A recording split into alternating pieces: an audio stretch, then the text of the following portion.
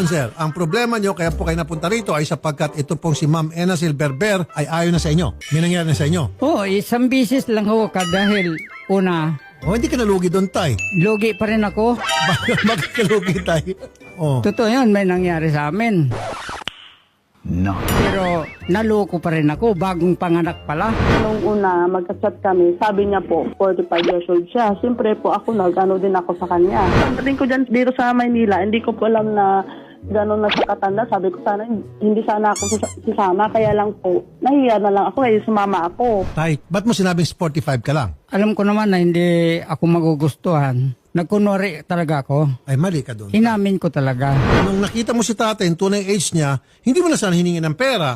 Tumalikod ka na lang sana. Tama kayo, tama kayo. Kung talagang ayaw mo sa 70 years old, bakit ka nakipag-sex sa kanya? Hindi naman po ako yung may gusto, siya lang po. Ano ko na lang po sa kanya, sir, na ayaw ko na talaga sa kanya.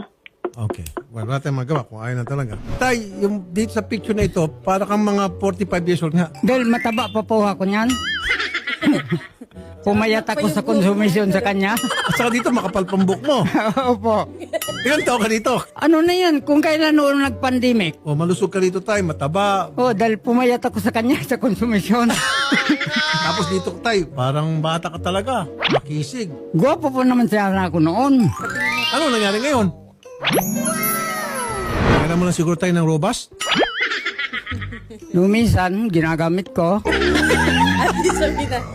Nung nagkano kayo ni Eno, sir, ginamit mo yung robust? Nung kayo Hindi ni ako Eno, sir? nakagamit, kinuha niya sa bulsa ko eh. Ang ano? Inspection talaga. Kung meron ka robust. Oh, tapos sinabi niya sa akin, nalaglagan niya yung ano mo, ba't bumili ka niya?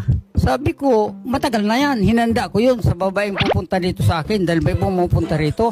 Kami pupunta. Meron po. Oh, sino yung mga babae pupunta sa bahay mo? Pero pag ayaw ko, ayaw ko. Pag gusto ko, kahit gumastos ako, Magkano naman ginagastos mo? libo ang ginastos ko dyan.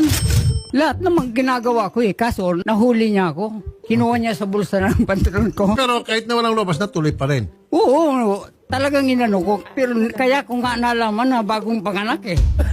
Ano ang kinalaman doon bagong panganak? Hindi, ano eh. Talagang sariwa pa.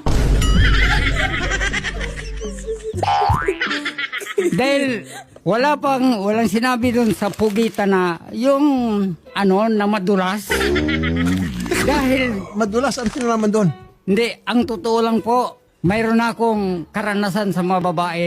Bagong panganak, Oh, matagal nang nanganak, okay. dalaga o yung wala pang experience. Yung walang experience, kauna-unahan pa lang ikaw. Opo. May karanasan ganon. Mayroon na po. Anong tawag doon? Virgin.